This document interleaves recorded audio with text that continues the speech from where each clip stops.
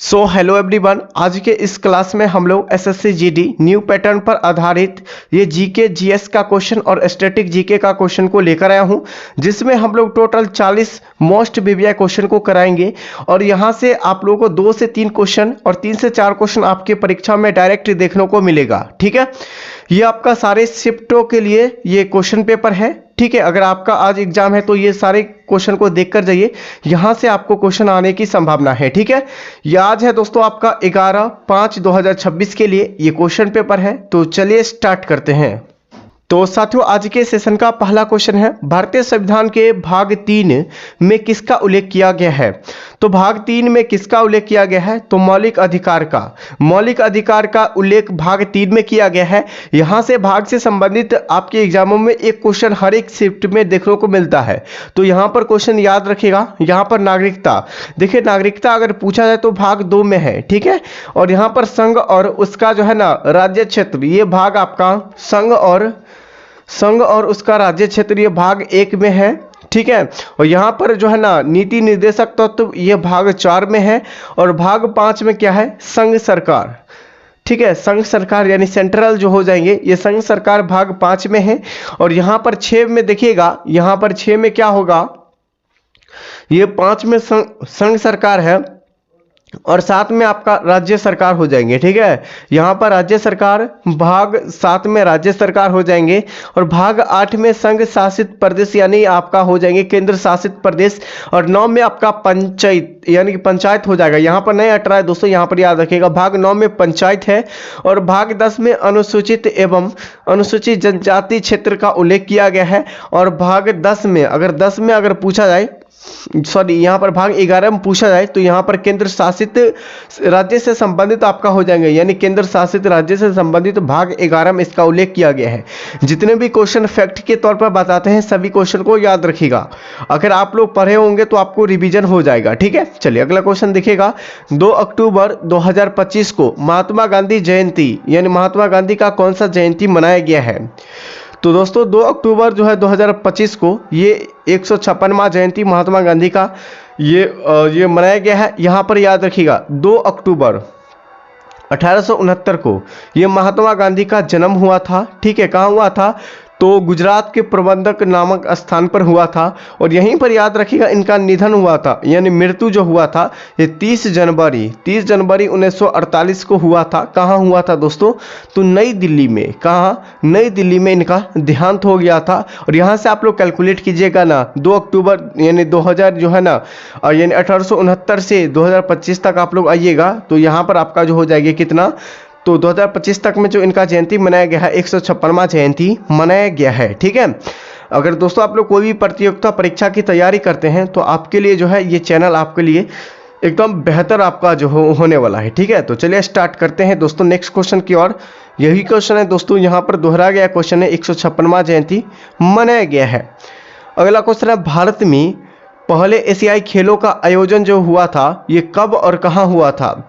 तो भारत में पहले एशियाई खेलों का आयोजन जो हुआ था नई दिल्ली में हुआ था। कब हुआ था? 1951 में। कहाँ हुआ था? 1951 में नई दिल्ली में हुआ था दोस्तों। ठीक है, अगला क्वेश्चन है, तीसरा पंचवर्षीय योजना 1961 से 66 के दौरान प्रमुख आर्थिक चुनौती क्या थी? बताइए। तो यहाँ पर जो है ना देखिएगा, तीसरा पंचवर्षीय योजना जो था 1951 से 66 तक था। तो यहाँ पर युद्ध जो है कालीन से संबंधित हो गया था ये पंचवर्षीय योजना। देखिए 1962 में जो है ना भारत और चीन के बीच युद्ध हुआ था। और यहाँ पर भारत और पाकिस्तान के बीच 1965 में युद्ध हो गया था। ठीक है, यहाँ पर हो जाएगा युद्धकालीन व्यय और संसाधनों का पुनः जो है आवंटन हुआ था। ठीक है, तो यहाँ पर इस क्वेश्चन का राइट आंसर आपका ऑप्शन नंबर बी होगा। ठीक है, क्या होगा? ऑप्शन नंबर बी हो जाएंगे। देखिए यहाँ पर याद रखिएगा दोस्तों, ये तीसरा पंचवर्षीय योजना जो हुआ था 1961 से 66 में हुआ था। तो पहली पंचवर्षीय योजना कब हुआ था? तो 1951 से जो है ना ये 66 तक हुआ था, याद रखिएगा। और ये जो है ना पूर्णतः कृषि पर आधारित था। और इनका जो है ना ये किस मॉडल पर आधारित था? प्रथम पंचवर्षीय योजना ये हेराल्ड डोमर मॉडल पर आधारित था। ठीक है, दूसरा पंचवर्षीय योजना जो हुआ था ये 1956 से, यानी सॉरी यहाँ पर जो है ना 1956 से 61 तक हुआ था ये दूसरा पंचवर्षीय योजना। ये केवल जो है ना उद्योग पर आधारित था दोस्तों, और इसका जो है मॉडल क्या था, तो आपका जो है ना महालनोबिस मॉडल पर आधारित दूसरा पंचवर्षीय योजना आधारित था। और यहीं पर तीसरा पंचवर्षीय योजना 1961 से 66 में हुआ था।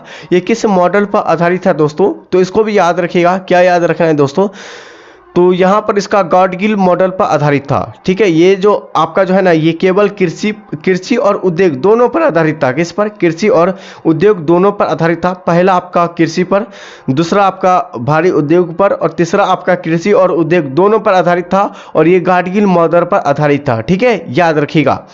चलिए अगले क्वेश्चन आपका हो जाएगा। देखिए सारे क्वेश्चन हमने जो बताए हैं ये प्रीवियस ईयर में भी क्वेश्चन पूछा गया है, और आपका लेटेस्ट अभी जो जहां से क्वेश्चन पूछा जा रहा है सभी क्वेश्चन को लेकर आए हैं। ठीक है, वहीं से क्वेश्चन को लेकर आए। चलिए अगला है दोस्तों, भारतीय संविधान का कौन सा अनुच्छेद संघ लोक सेवा यानी कि जो है ना इसका आयोग यानी यूपीएससी संबंधित है। संघ लोक सेवा आयोग जो है ना संबंधित है किससे, तो भारतीय संविधान का अनुच्छेद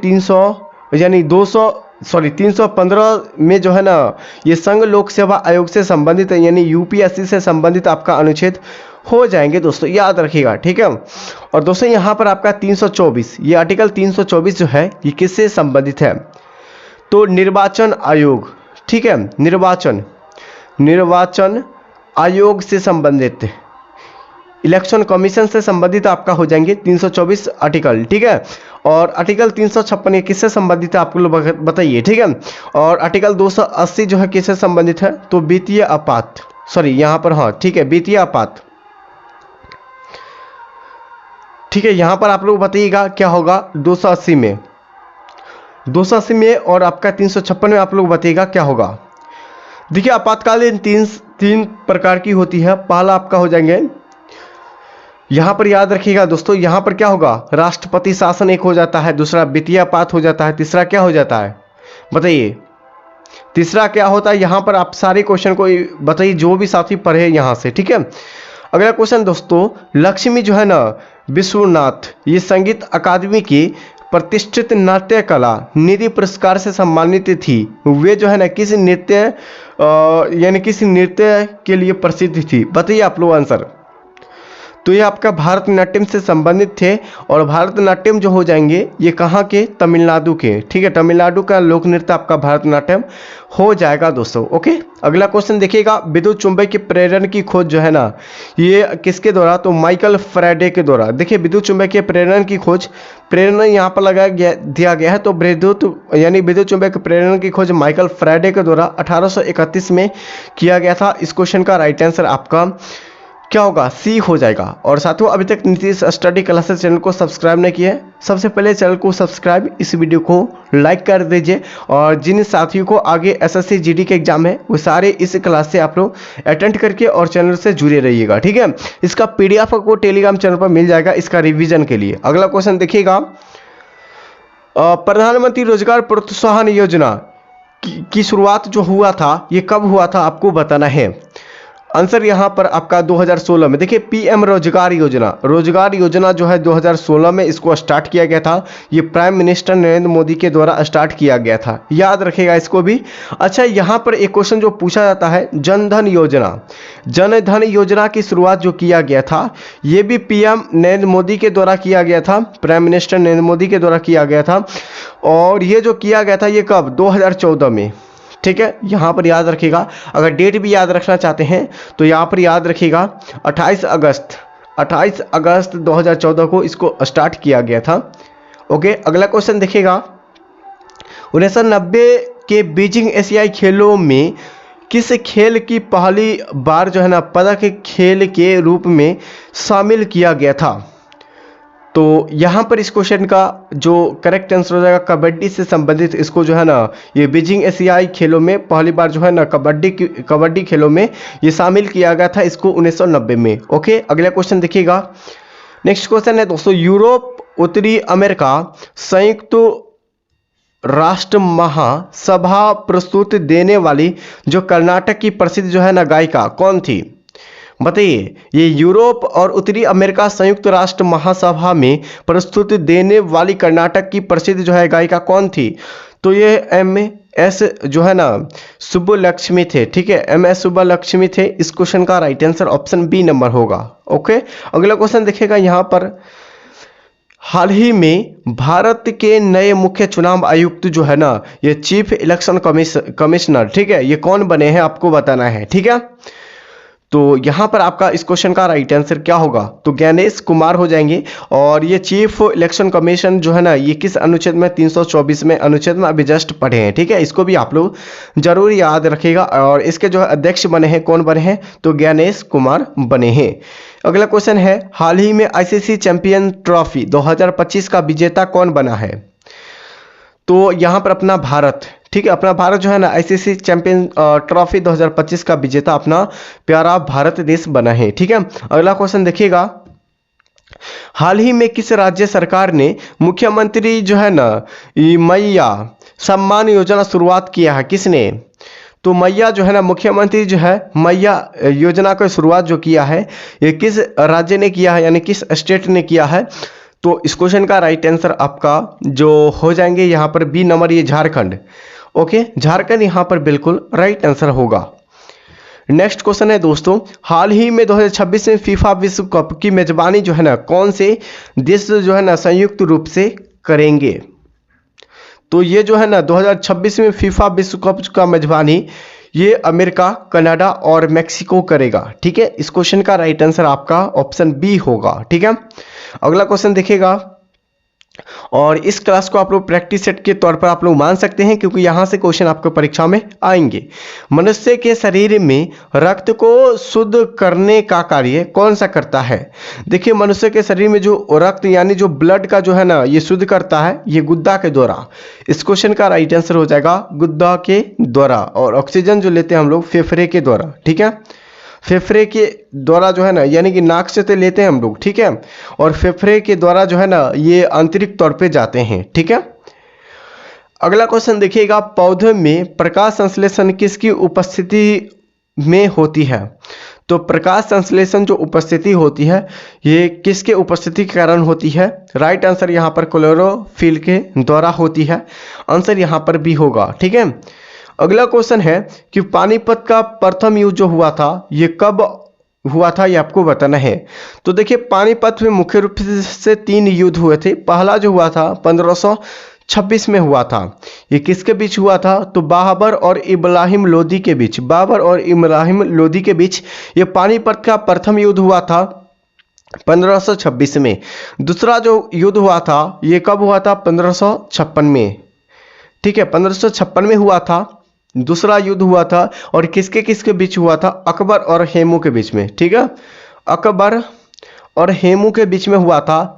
इसमें आपको जो है ना ये पानीपत का प्रथम युद्ध में जो है बाबर विजय हुआ था, और दूसरा में जो है ना ये बाबर और इब्राहिम लोदी का बीच हुआ था, इसमें अकबर जो है ना विजय हुआ था। और पानीपत का तीसरा युद्ध जो हुआ था, तीसरा यानी थर्ड जो हुआ था, ये मराठा यानी कि जो है अहमद शाह अब्दाली और मराठों के बीच हुआ था, 1761 में हुआ था, ठीक है। याद रखिएगा इसमें अहमद शाह अब्दाली का विजय हुआ था और मराठों का हार हुआ था। यहाँ पर इसको भी आप लोग जरूर इस क्वेश्चन को याद रखिएगा। अगला क्वेश्चन है, इनकलाब जिंदाबाद का नारा किसने दिया था, तो भगत सिंह के द्वारा इनकलाब जिंदाबाद का नारा दिया गया था। अगला क्वेश्चन है, भारत के मानचित्र में ये कर्क रेखा कितने राज्यों से होकर गुजरती है, तो यहाँ पर बहुत ही इंपॉर्टेंट क्वेश्चन है, याद रखिएगा। यहाँ पर ये आपका मैप के अकॉर्डिंग आपको बता रहे हैं, ठीक है।